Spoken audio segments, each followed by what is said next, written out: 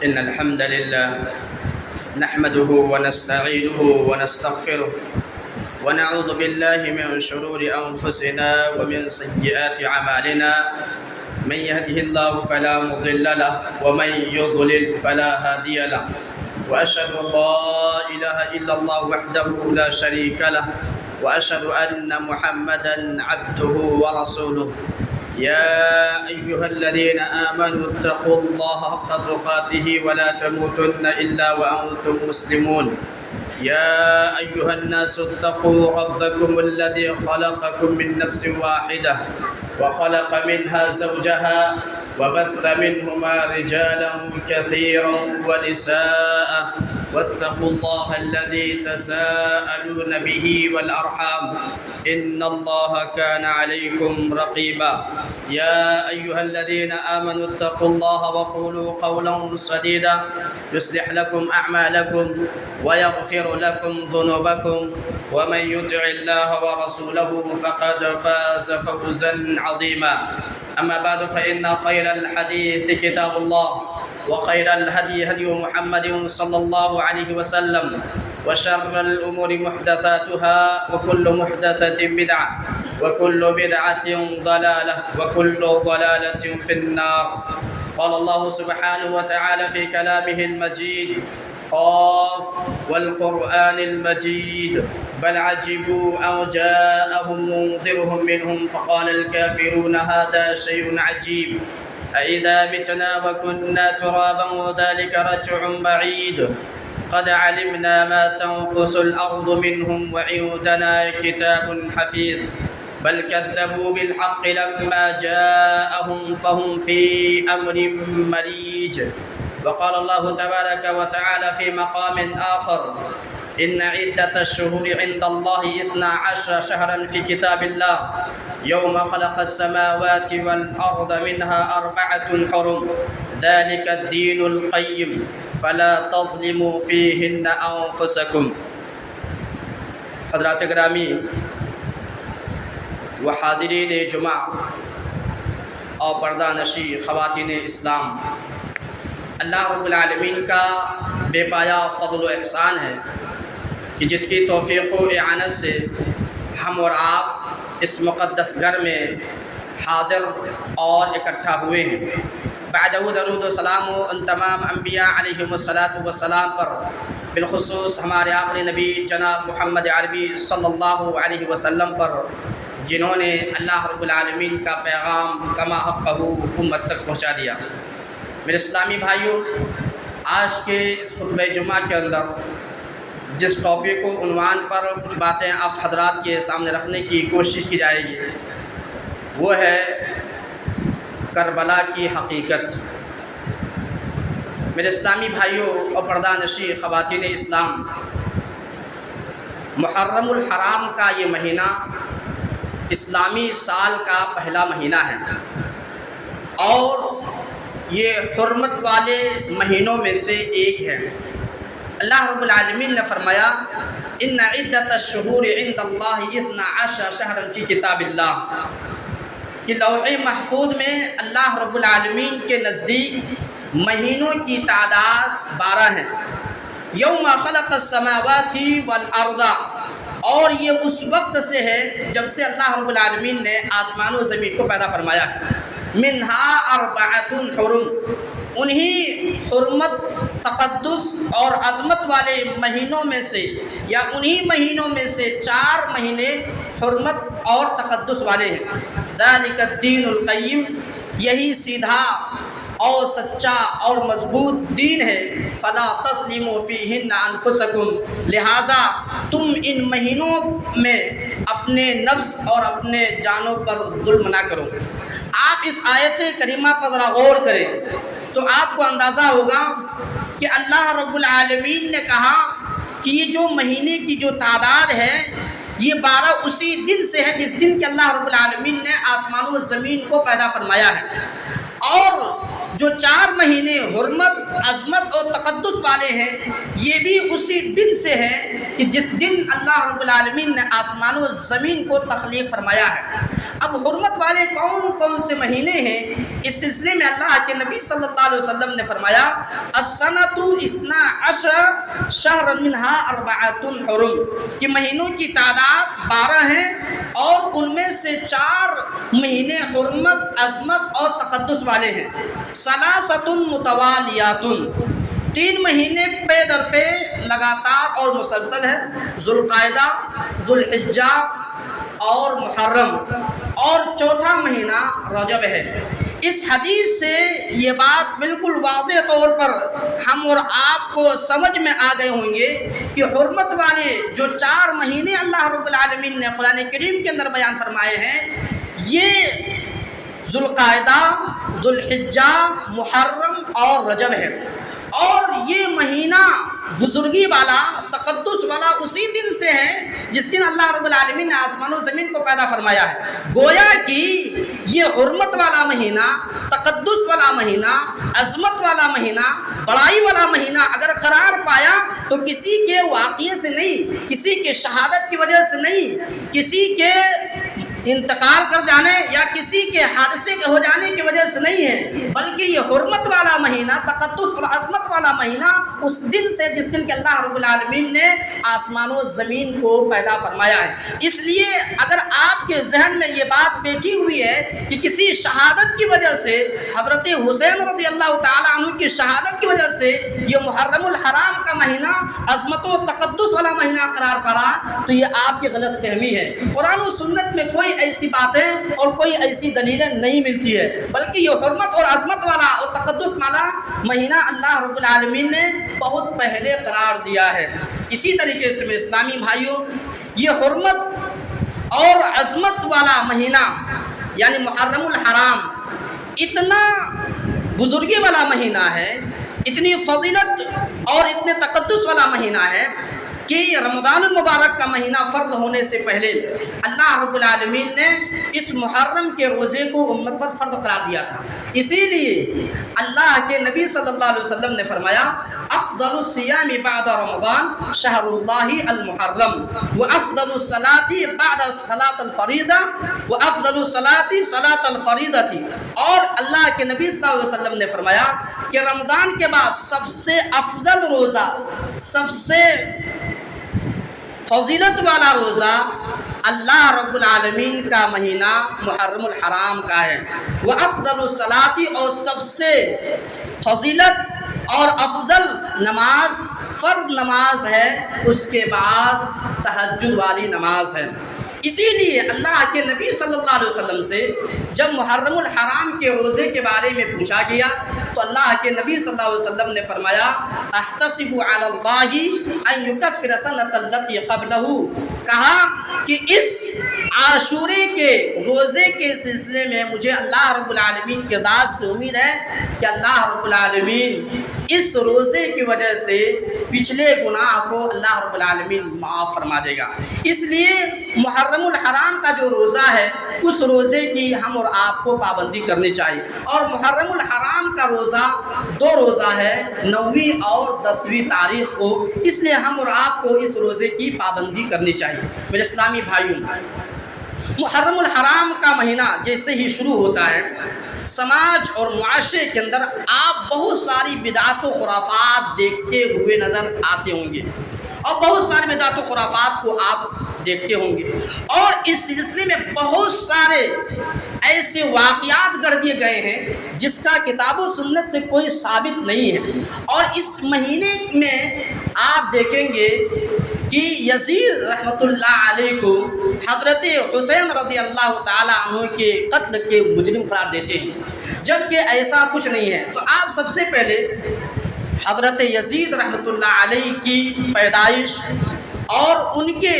خلافت اور اس کے سلسلے میں مختصر آپ سیرت جان لیں۔ نام یزید بن معاویہ رحمۃ اللہ علیہ ہے، پیدائش ان کی ہوتی ہے 22 ہجری میں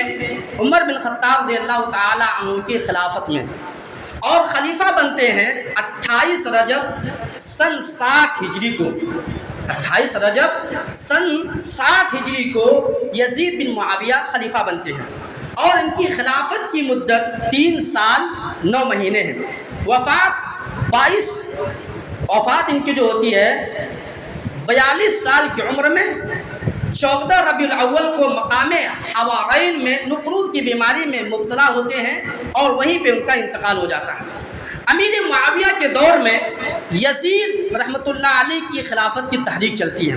مغیرہ بن شعبہ یہ بڑے دراندیش صحابی تھے، انہوں نے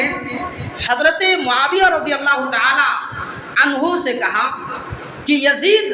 کو اگر خلیفہ بنا دیا جائے تو بہت بہتر ہوگا۔ وجہ اس کی یہ ہے کہ یزید ہی ایک ایسا شخص ہے کہ جس کی خلافت میں انتشار نہیں ہوگا، جس کی خلافت میں کسی کا اختلاف نہیں ہوگا، کیونکہ یہ ننحالی رشتے کے اعتبار سے بھی اور اپنے خاندان کے رشتے کے اعتبار سے بھی بہت مضبوط تھے، اور جب یہ دونوں خاندان کے لوگ کسی کی خلافت پر اتفاق کر دیں تو کوئی اختلاف کرنے کی جرأت نہیں رکھتے تھے۔ تو مغیرہ بن شعبہ رضی اللہ تعالی عنہ نے جب یہ مشورہ امیر معاویہ رضی اللہ تعالی عنہ کو دیا تو امیر معاویہ رضی اللہ تعالی عنہ نے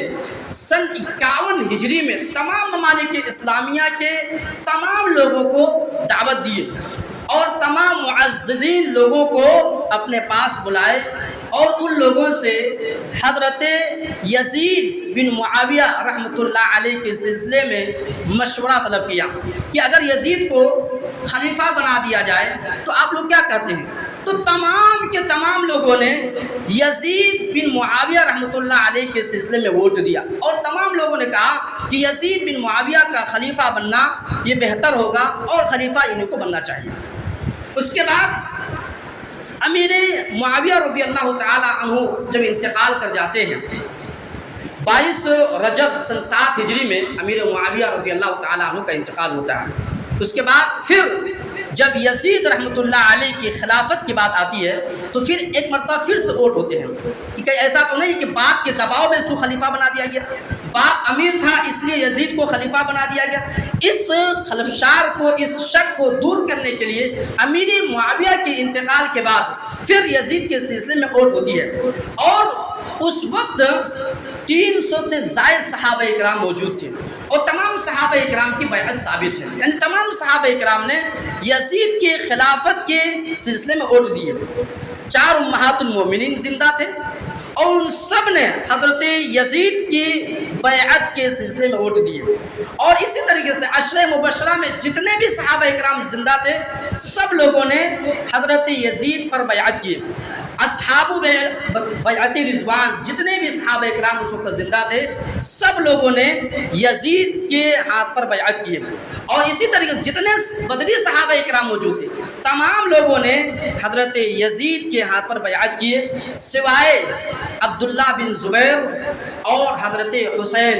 یہ دونوں صحابی نے حضرت یزید کے ہاتھ پر بیعت نہیں کی۔ اسی لیے عبداللہ بن عمر رضی اللہ تعالی عنہ نے کہا اتقی اللہ ولا تفرق بین جماعت المسلمین، یعنی عبداللہ بن زبیر اور حضرت حسین رضی اللہ عنہما ان دونوں کو مخاطب کر کے عبداللہ بن عمر رضی اللہ تعالیٰ عنہ نے کہا کہ تم دونوں اللہ رب العالمین سے ڈرو، ولا تفرق بین جماعت المسلمین، اور مسلمانوں کی جماعت میں تفرقہ مت ڈالو، پھوٹ مت ڈالو۔ اسی طریقے سے میرے اسلامی بھائیوں، حضرت یزید کے سلسلے میں تمام لوگوں نے ووٹ دی اور تمام لوگوں نے حضرت یزید کے خلافت کو تسلیم کیا، ان کو مانا اور ان کے ہاتھ پر بیعت کی۔ کسی کا اس میں اختلاف نہیں تھا سوائے عبداللہ بن زبیر کے اور حضرت حسین رضی اللہ تعالی عنہ کے۔ اور آپ حدیث کی روح سے جب دیکھیں گے حضرت یزید رحمۃ اللہ علیہ کو تو آپ دیکھیں گے کہ یہ جنتی شخص ہیں، اور اللہ کے نبی صلی اللہ علیہ وسلم نے ان کے سلسلے میں کہا کہ اللہ رب العالمین نے انہیں بخش دیا ہے۔ آپ حدیث دیکھیں صحیح بخاری کی روایت میں ام حرام رضی اللہ تعالی عنہا روایت کرتی ہے کہ اللہ کے نبی صلی اللہ علیہ وسلم نے فرمایا اول جیش من امتی یغزون مدینۃ قیصر مغفور لهم، کہا میری امت کا پہلا لشکر جو قیصر کے دارالحکومت پر چڑھائی کرے گا وہ بخشا ہوا ہے، یعنی میری امت کا پہلا لشکر جو قیصر کے دارالحکومت پر چڑھائی کرے گا، جنگ کریں گے، لڑائی کریں گے، وہ بخشا ہوا ہے۔ اور امام ابن حجر رحمہ اللہ کہتے ہیں فَإِنَّهُ كَانَ أَمِيرُ ذَلِكَ الْجَيْشُ بِالْإِتِّفَاقِ کہ یزید بن معاویہ رحمۃ اللہ علیہ اس لڑائی میں، اس جنگ کے امیر تھے، کمانڈر تھے، یعنی یہ جو قیصر کی طرف چڑھائی کرنے کے لیے گئے تھے اس کے امیر کون تھے؟ حضرت یزید بن معاویہ رحمۃ اللہ علیہ۔ آپ ذرا تصور کیجئے، اللہ کے نبی صلی اللہ علیہ وسلم نے فرمایا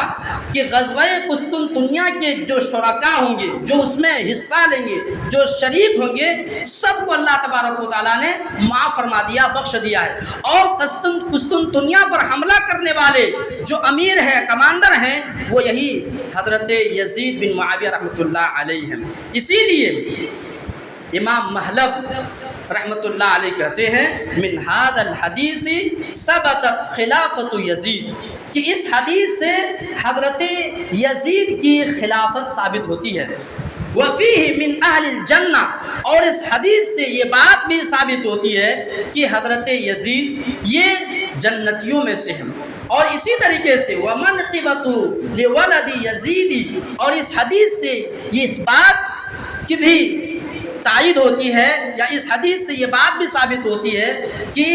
حضرت یزید رحمۃ اللہ علیہ بڑے ہی نیک اور بڑے ہی خوبی والے انسان تھے۔ کیوں؟ لأنه اول من غزا مدینۃ قیصر، کیونکہ قیصر پر، قسطنطنیہ پر جو جنگ لڑی گئی اس کے کمانڈر یہی حضرت یزید تھے، اور اسی کے بارے میں اللہ کے نبی صلی اللہ علیہ وسلم نے مغفرت کا اعلان کیا ہے۔ اسی جہاد میں آپ دیکھیں گے، اسی جہاد یعنی قسطنطنیہ کے جہاد میں حضرت ایوب انصاری رضی اللہ تعالی عنہ بھی شریک تھے۔ حضرت ایوب انصاری رضی اللہ تعالیٰ عنہ کون ہے؟ یہ وہی شخص ہے جو سب سے پہلے نبی صلی اللہ علیہ وسلم کے مہمان نوازی کے تھے۔ اللہ کے نبی صلی اللہ علیہ وسلم جب ہجرت کر کے مدینہ تشریف لائے تو اللہ کے نبی صلی اللہ علیہ وسلم کے میزبان سب سے پہلے حضرت ایوب انصاری رضی اللہ تعالیٰ عنہ تھے۔ آپ ذرا تصور کیجئے کہ حضرت ایوب رضی اللہ تعالیٰ عنہ جب قسطنطنیہ کی جہاد میں انتقال کر جاتے ہیں تو وہ حضرت یزید کو بلا کر کے چند نصیحتیں اور وصیتیں کرتے ہیں۔ ان میں سے ایک وصیت حضرت ایوب انصاری رضی اللہ تعالیٰ عنہ نے حضرت یزید سے یہ کیا کہ میرے نماز جنازہ آپ پڑھائیں گے۔ آپ ذرا تصور کیجئے کہ اگر حضرت یزید فاسق ہوتے، ملعون ہوتے،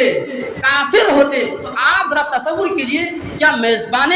رسول، کیا حضرت ایوب انصاری رضی اللہ تعالیٰ عنہ حضرت یزید کو جنازے کی نماز پڑھانے کا وصیت کرتے؟ حضرت یزید کو نماز جنازہ پڑھانے کے لیے اسے یہ حکم دیتے کہ آپ میرے نماز جنازہ پڑھائیں؟ آپ ذرا تصور کیجئے کہ حضرت ایوب انصاری رضی اللہ تعالیٰ عنہ نے اپنے نظر میں یزید کو بڑے ہی مخلص، بڑے ہی نیک اور بڑے ہی اچھے انسان سمجھتے تھے، ورنہ اس جنگ میں اور بہت سارے صحابہ کرام موجود تھے، حتیٰ کہ حضرت حسین بھی موجود تھے اس جنگ میں، لیکن پھر بھی حضرت ایوب انصاری رضی اللہ تعالی عنہ نے کسی اور کو نہ کہہ کر کے حضرت یزید کو یہ وصیت کی کہ آپ میرے نماز جنازہ پڑھائیں گے۔ اسی طریقے سے میرے اسلامی بھائیوں، حضرت علی کے جو صاحبزادے ہیں حضرت محمد بن حنفیہ، یہ حضرت یزید کے سلسلے میں اپنا تأثر پیش کرتے ہیں، اور حضرت یزید کے سلسلے میں وہ ایک جملہ کہتے ہیں اصل میں حضرت محمد بن حنفیہ کے پاس چند لوگوں نے کہا کہ حضرت یزید ایسا ہے، فاسق ہے، فاجر ہے، لعنتی ہے، بہت طرح کے ان کے سلسلے میں بیان کیے، تو حضرت محمد بن حنفیہ نے سوچا کیوں نہ جا کر کے ہم ان سے مل کر کے آتے ہیں اور یہ تحقیق کریں کہ جو بات بیان کی جا رہی ہے کیا وہ حق پر مبنی ہے یا ان پر ایک الزام ہے، ان پر ایک تہمت لگائے گئے ہیں۔ حضرت محمد بن حنفیہ جب حضرت یزید کے پاس جاتے ہیں وہ کہتے قد حضرتہ، کہ میں حضرت یزید کے پاس گیا، وَأَقَمْتُ عِنْدَهُ، اور میں اس کے پاس قیام کیا، یعنی میں اس کے پاس ٹھہرا، فَرَأَيْتُهُ مُوَاظِبًا عَلَى الصَّلَوَاتِ، تو میں اسے نماز کا پابند پایا، یعنی پانچوں وقت کی نماز صحیح ٹائم پر اول وقت میں ادا کرنے والے تھے اور نماز کے بڑے ہی پابند تھے، متحیرا للخیر، اور بھلائی کے کاموں میں، نیک کے کاموں میں بہت زیادہ آگے بڑھنے والے تھے، سبقت لے جانے والے تھے، یسأل عن الفقہ، اور دین اور شریعت کے بارے میں بہت جاننے والے تھے اور دین سیکھنے کی بڑی تڑپ رکھتے تھے، بڑی خواہش رکھتے تھے، ملازما للسنہ، اور سنت کے بڑے پابند تھے، نبی صلی اللہ علیہ وسلم کے طریقے پر، نبی صلی اللہ علیہ وسلم کی سنت پر بڑے ہی احتیاط کے ساتھ اور بڑے ہی پابندی کے ساتھ اس پر عمل کرتے تھے۔ یہ ہے علی رضی اللہ تعالیٰ عنہ کے صاحبزادے محمد بن حنفیہ، جو یہ تاثر پیش کر رہے ہیں حضرت یزید کے سلسلے میں کہ یہ نماز کے پابند تھے، یہ سنت کے بڑے پابند تھے، اور اسی طریقے سے یہ نیک کاموں میں سبقت لے جانے والے انسان تھے۔ اسی طریقے سے امام غزالی رحمۃ اللہ علیہ کے بارے میں آتا ہے، امام غزالی رحمۃ اللہ علیہ یہ بہت بڑے عالم دین گزرے ہیں، یہ کہتے ہیں حضرت یزید کے سلسلے میں کہ ما صح قتلہ للحسین ولا امرہ ولا رضاہ بذلک، کہ حضرت یزید کے سلسلے میں جو یہ بات منسوب کی جاتی ہے کہ حضرت یزید نے حضرت حسین کو قتل کیا ہے یا اس نے حضرت حسین کو قتل کرنے کا حکم دیا ہے یا حضرت حسین کی قتل پر راضی تھے، خوش تھے، یہ تینوں باتیں غلط ہے، اس کا دور سے بھی کوئی واسطہ نہیں ہے۔ یہ کون کر رہے ہیں؟ امام غزالی رحمۃ اللہ علیہ کر رہے ہیں کہ یزید کے سلسلے میں یہ کہنا کہ یزید نے حضرت حسین کو قتل کیا تھا اور اسی طریقے سے حضرت حسین کو قتل کرنے کا حکم دیا تھا اور حضرت حسین کے قتل پر راضی تھے، یہ تینوں باتیں درست نہیں ہیں۔ اسی لیے امام غزالی رحمۃ اللہ علیہ آگے فرماتے ہیں فَإِنْ قِيلَ هَذَا يَجُوزُ لَعْنَ يَزِيدَ، اگر کہا جائے کہ کیا یزید پر لعن و طعن کرنا درست ہے، بِقَوْلِهِ، اس وجہ سے کہ انہوں نے حضرت حسین کو قتل کیا ہے یا انہوں نے قتل کرنے کا حکم دیا ہے، تو قلنا، تو ہم ایسے موقع پر کہیں گے ھذا لم یثبت، یہ چیز ثابت نہیں ہے، یہ چیز ثابت نہیں ہے، یعنی حضرت حسین کے قتل کرنے یا ان کے حکم دینے یا ان کے راضی ہونے پر یہ چیز ثابت نہیں ہے۔ ولا يجوز ان يقال انه قتله او امر به ما لم يثبت، سب سے پہلے آپ تو یہ ثابت کریں کہ کیا انہوں نے انہیں قتل کیا ہے یا قتل کرنے کا حکم دیا ہے یا وہ قتل پر راضی تھے، سب سے پہلے آپ اس چیز کو ثابت کریں۔ یہ کون کر رہے ہیں؟ امام غزالی رحمۃ اللہ علیہ کر رہے ہیں۔ پھر اسلامی بھائی، واقعہ کربلا کے سلسلے میں ہمارے یہاں جو واقعات ہیں، میں بتاتا ہوں کہ 90% واقعات غلط ہیں، 90% آپ دیکھیں گے اس واقعے کی کوئی سچائی نہیں ہے، اس واقعے کی کوئی حقیقت نہیں ہے۔ تاریخ کی روایتوں کے سلسلے میں بتا رہا ہوں، اگر تاریخ کا صحیح معنوں میں اگر آپ مطالعہ کریں گے، شیعہ تاریخ کو چھوڑ کر کے اگر آپ حقیقی تاریخ کا آپ مطالعہ کریں گے تو آپ کو اندازہ ہوگا کہ سماج کے اندر جو کربلا کے سلسلے میں جو واقعہ مشہور ہے اس کی کوئی حقیقت نہیں ہے۔ اسی لیے آپ اس سلسلے میں ذرا غور سے سنیں اور اپنے ذہن و دماغ کے اندر بٹھائیں اور سوچیں کہ کیا جو یہ واقعات پھیلے ہوئے ہیں یہ کہاں تک سچائی پر مبنی ہیں۔ سن 60 ہجری میں ابن زبیر اور حضرت حسین رضی اللہ عنہما نے یزید کے ہاتھ پر بیعت نہیں کی اور وہ دونوں مدینہ سے نکل گئے، مدینہ سے وہ دونوں نکل گئے۔ حضرت حسین رضی اللہ تعالیٰ عنہ ابن عباس کے ہاں جا کر کے پناہ لے لیتے ہیں اور عبداللہ بن زبیر یہ خانہ کعبہ میں جا کر کے پناہ لے لیتے ہیں۔ تو سبائیوں کو فتنہ پھیلانے کا ایک اچھا موقع مل گیا کہ ان دونوں نے تو حضرت یزید پر بیعت نہیں کیا ہے، تو گویا کہ وہ لوگ حضرت یزید کی بیعت پر راضی نہیں ہیں، خوش نہیں ہیں۔ اس موقع کو غنیمت سمجھتے ہوئے جنگ صفین کی جنگ کو دہرائی جائے، دو مسلمانوں کے درمیان جنگ کو دہرائی جائے اور ان لوگوں نے یہ فتنہ پھیلانے کا اچھا ان کو موقع مل گیا، تو کہا کہ سبائیوں کو فتنہ پھیلانے کا ایک اچھا موقع مل گیا، کیوں؟ کیونکہ عبداللہ بن زبیر نے اور حضرت حسین نے ابھی تک حضرت یزید کے ہاتھ پر بیعت نہیں کیے تھے، اور کوفہ کے لوگوں نے حضرت حسین رضی اللہ عنہ کے پاس خطوط بھیجنے کا سلسلہ شروع کر دیا، خط پر خط بھیج رہے ہیں، خط پر خط بھیج رہے ہیں کہ ہم آپ کو اپنا خلیفہ بنانا چاہتے ہیں، یزید اس کے لائق نہیں ہے، یزید اس کے مستحق نہیں ہے، آپ تو نماز رسول ہیں، آپ تو جنت کے نوجوانوں کے سردار ہیں، خلیفہ تو آپ کو ہونا چاہیے، اور ہم چاہتے کہ آپ خلیفہ بنیں، اس لیے آپ کوفہ آئیں، ہم آپ کے ہاتھ پر بیعت کرتے ہیں۔ اور یہ خط لگاتار بھیجتے گئے، خطوں کے انبار لگ گئے، کئی بوریاں خطوں سے بھر گئے۔ جب یہ بات یزید تک پہنچی تو یزید نے ابن عباس کے پاس خط لے بھیجا کہ میرا خیال ہے کہ کوفی لوگ امت میں انتشار پھیلانا چاہتا ہے، تحقیق کے لیے، یعنی کوفی لوگ جو ہے وہ انتشار پھیلانا چاہتا ہے، حضرت حسین کو اپنے یہاں بلا کر کے وہ ایک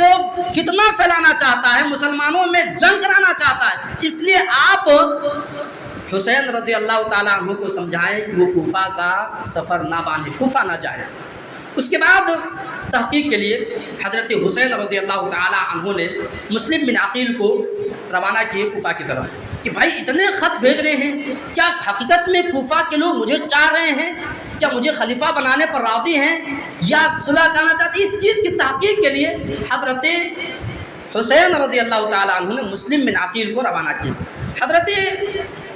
مسلم بن عقیل جب کوفہ پہنچتے ہیں تو شروعات میں تو ان کی بڑی خاطر تواضع کیے گئے، مہمان نوازی اس کو اچھے طریقے سے کیے گئے۔ بعد میں کوفہ کے لوگوں نے مسلم بن عقیل کو قتل کر دیتے ہیں، شہید کر دیتے ہیں، اور قتل کرنے سے پہلے حضرت مسلم بن عقیل نے حضرت حسین رضی اللہ تعالیٰ عنہ کے لیے خط لکھتے ہیں کہ آپ نہ آئیں، کفار کے لوگ غدار ہیں، کفار کے لوگ دھوکہ دیں گے، کفار کے لوگ غدار ٹھہرے ہیں، آپ کو بھی یہ لوگ قتل کر ڈالیں گے، اس لیے آپ جہاں ہیں وہیں سے آپ واپس پلٹ جائیں۔ اور حضرت حسین رضی اللہ تعالیٰ عنہ کو جب یہ خط پہنچتی ہے تو حضرت حسین رضی اللہ تعالیٰ عنہ واپس پلٹنے کا ارادہ بناتے ہیں، تو چونکہ مسلم بن عقیل کے خاندان کے لوگ بھی موجود تھے، انہوں نے کہا کہ نہیں، ہم کوفہ جائیں گے اور ہم اپنے بھائی کا بدلہ لیں گے۔ اس لیے حضرت حسین رضی اللہ تعالیٰ عنہ جو اپنا ارادہ واپسی کا بنائے تھے، تو مسلم بن عقیل کے خاندان کی اصرار کی وجہ سے حضرت حسین رضی اللہ تعالیٰ عنہ ان کے ساتھ کوفہ کے لیے روانہ ہو گئے۔ اس کے بعد جب حضرت حسین رضی اللہ تعالیٰ عنہ کوفہ پہنچتے ہیں، اور اس وقت کوفہ کے جو گورنر تھے وہ نعمان بن بشیر تھے، نعمان بن بشیر نے یہ سارا واقعہ حضرت یزید کو بتا دیا۔ حضرت یزید کو جب یہ خبر پہنچی تو حضرت یزید نے نعمان بن بشیر کو معزول کر کے عبید اللہ بن زیاد کو بس کوفہ کا گورنر بنا دیا، جو کہ پہلے سے بصرہ کے گورنر موجود تھے، پہلے سے ہی عبید اللہ بن زیاد یہ بصرہ کے گورنر تھے، اور پھر یزید نے اس کو کوفہ کا بھی تولیہ سونپ دیا کہ آپ کوفہ کے بھی گورنر ہیں۔ حضرت یہ جو کیا کہتے ہیں عبید اللہ بن زیاد نے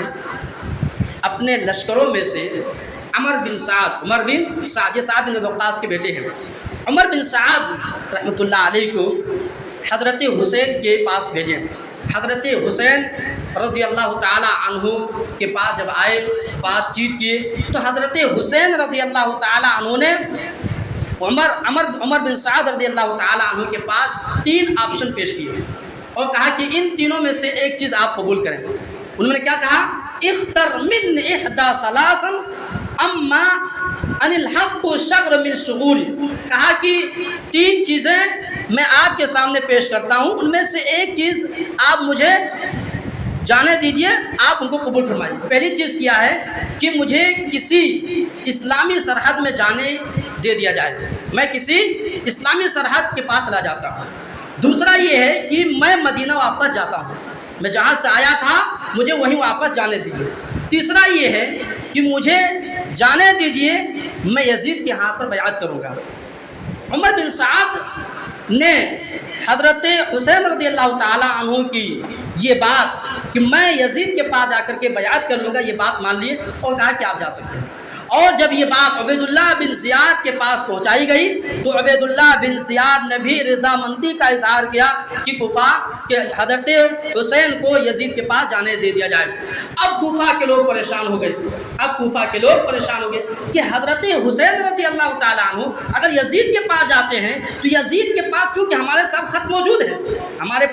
موجود ہیں، ہم نے جو چیزیں خط میں لکھے ہیں اور حضرت حسین کو یہاں بلائے ہیں، جو ہم نے غداری کیے ہیں، بغاوت کیے ہیں، وہ ساری چیزیں جب یزید کے پاس پہنچیں گے تو یزید ہمیں چھوڑیں گے نہیں، یزید ہمیں زندہ نہیں چھوڑیں گے، کیونکہ اس لیے ہے کہ ہم نے حکومت کی خلاف بغاوت کی ہے، ہم نے حکومت کے ساتھ بغاوت کی ہے اور بغاوت کی سزا پھانسی ہے۔ اس لیے جب حسین رضی اللہ تعالیٰ عنہ یزید کے ہاتھ میں بیعت کریں گے اور جب یہ سارا خط جو ہم نے حضرت حسین کو بلانے کے لیے بھیجے گئے تھے، جب حضرت یزید کے پاس سے یہ خبر پہنچے گی، یہ خط پہنچیں گے تو پھر ہمیں چھوڑیں گے نہیں۔ تو اس لیے کوفہ کے لوگوں نے، سبائیوں نے حضرت حسین کے لشکر میں حملہ کر دی تھی اور وہیں سے جنگ چھڑتی ہے اور جنگ دراز ہوتی ہے اور حضرت حسین رضی اللہ تعالیٰ عنہ کو ظلماً قتل کر دیا جاتا ہے۔ بہیمانہ طریقے سے حضرت حسین رضی اللہ تعالیٰ عنہ کو شہید کر دیتے ہیں، اور شہید کرنے والے جو کوفہ کے لوگ ہیں یہ سبائی لوگ ہیں۔ لیکن تاریخ میں یہ سچائی آپ کو بہت کم ملے گی۔ اور ایک بات میں اور بتا دوں کہ یہ جو جنگ ہوئی تھی، لڑائی ہوئی تھی، یہ حق و باطل کا معرکہ نہیں تھا، یہ اسلامی لڑائی نہیں تھی، یہ اسلامی جہاد نہیں تھا۔ اگر حق و باطل کا معرکہ ہوتا تو آپ ذرا تصور کیجئے کہ حضرت حسین رضی اللہ تعالیٰ عنہ اکیلے جاتے، جو صحابہ کرام موجود تھے کیا وہ لوگ حضرت حسین کا ساتھ نہیں دیتے؟ جو ہر جنگ میں صحابہ کرام نبی صلی اللہ علیہ وسلم کے ساتھ کھڑے رہے، کلمۃ اللہ یعنی اللہ رب العالمین کے کلمہ توحید کو بلند کرنے کے لیے ہر وقت حاضر رہے اور نبی صلی اللہ علیہ وسلم کا ساتھ رہے، حق و باطل کے وقت ہر وقت یہ صحابہ کرام ساتھ رہے، کیا یہ حضرت حسین کے ساتھ نہیں ہوتے ہیں؟ کیا حضرت حسین کے ساتھ یہ جا کر کے جنگ نہیں کرتے؟ اس سے معلوم ہوا کہ یہ حق و باطل کا معرکہ نہیں تھا۔ اگر اسلامی جنگ تھی، اگر اسلامی جہاد تھا تو یہ حضرت حسین کے ساتھ صحابہ کرام بھی موجود تھے۔ دوسری بات یہ ہے کہ حضرت حسین رضی اللہ تعالیٰ عنہ جب کوفہ روانہ ہونے لگے تو اس کے رشتہ داروں نے، اس کے بہی خواہوں نے اور باقاعدہ چند صحابہ اکرام جیسے عبداللہ بن عمر، عبداللہ بن عباس اور اسی طرح حسین کے بھائی محمد بن حنفیہ، ابو الدرداء، جابر بن عبداللہ، یہ تمام صحابہ اکرام حضرت حسین کو کوفہ جانے سے روک رہے تھے۔ اگر یہ حق و باطل کا معرکہ ہوتا تو کیا حق و باطل کا معرکہ ہونے کے باوجود یہ صحابہ اکرام حضرت حسین کو روکتے اور حضرت حسین یہ ضرور پیش کرتے کہ میں حق کے لیے لڑنا چاہ رہا ہوں اور تم مجھے روک رہے ہو، اتنا تم بزدلی دکھا رہے ہو۔ اس سے معلوم یہ ہوا کہ حق و باطل کا معرکہ نہیں تھا، یہ اسلامی جنگ نہیں تھی، یہ اسلامی جہاد نہیں تھا۔ اگر اسلامی جہاد ہوتے تو صحابہ اکرام نعوذ باللہ حضرت حسین کو اس جہاد کے لیے جانے سے روکتے نہیں، اور صحابہ اکرام کا حضرت حسین کے لیے کوفہ جانے سے روکنا یہ اس بات کی دلیل ہے کہ یہ حق و باطل کا معرکہ نہیں تھا۔ تیسری بات، اگر یہ اسلامی جہاد ہوتی، حق و باطل کا معرکہ ہوتے تو حضرت حسین رضی اللہ تعالیٰ عنہ بیوی بچوں کے ساتھ نہیں جاتے، بیوی بچوں کے ساتھ نہیں جاتے۔ کیوں؟ اس لیے کہ بیویوں کو لے جانے کی اجازت نہیں ہے۔ تو حضرت حسین رضی اللہ تعالیٰ عنہ اگر حق و باطل کے معرکے لے کے گئے ہوتے، جنگ و جہاد کے لیے گئے ہوتے تو پھر اپنے بیوی بچوں کے ساتھ نہیں گئے ہوتے۔ اسی طریقے سے اگر حق و باطل کا معرکہ یہ ہوتا تو جب مسلم بن عقیل کا یہ خط ملا تھا حضرت حسین کو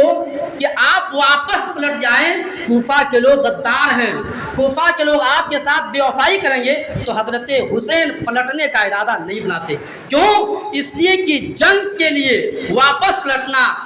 اور جہاد کے لیے واپس پلٹنا یہ اسلامی شریعت میں جائز نہیں ہے، یہ حرام ہے۔ تو گویا کہ اگر حق و باطل کا یہ معرکہ ہوتا تو حضرت حسین رضی اللہ تعالیٰ عنہ یہ واپس پلٹنے کا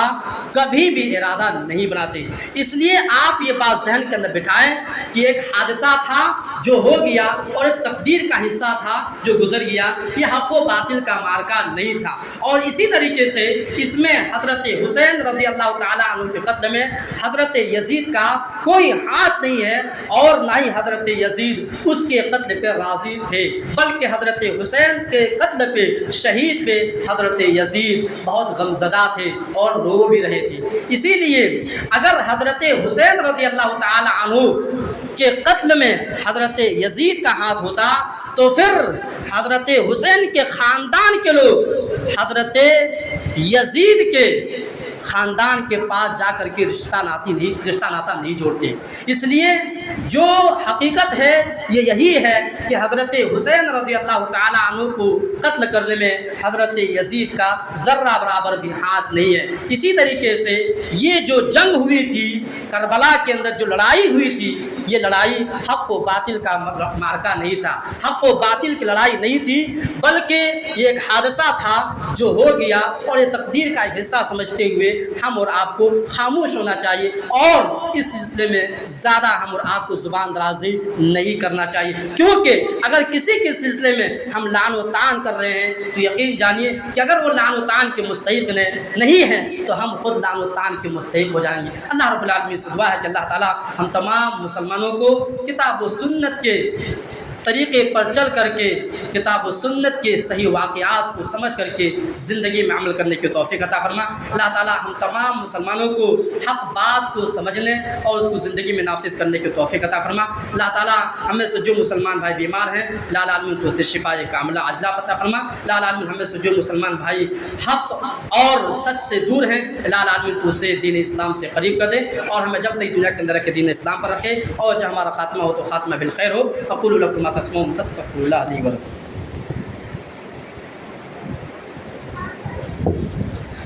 إن الحمد لله نحمده ونستعينه ونستغفره ونعوذ بالله من شرور أنفسنا ومن سيئات أعمالنا، من يهده الله فلا مضل له ومن يضلل فلا هادي له، وأشهد أن لا إله إلا الله وحده لا شريك له، وأشهد أن محمدا عبده ورسوله، أما بعد فإن خير الحديث كتاب الله، وخير الهدي هدي محمد صلى الله عليه وسلم، وشر الأمور محدثاتها، وكل محدثة بدعة، وكل بدعة ضلالة، وكل ضلالة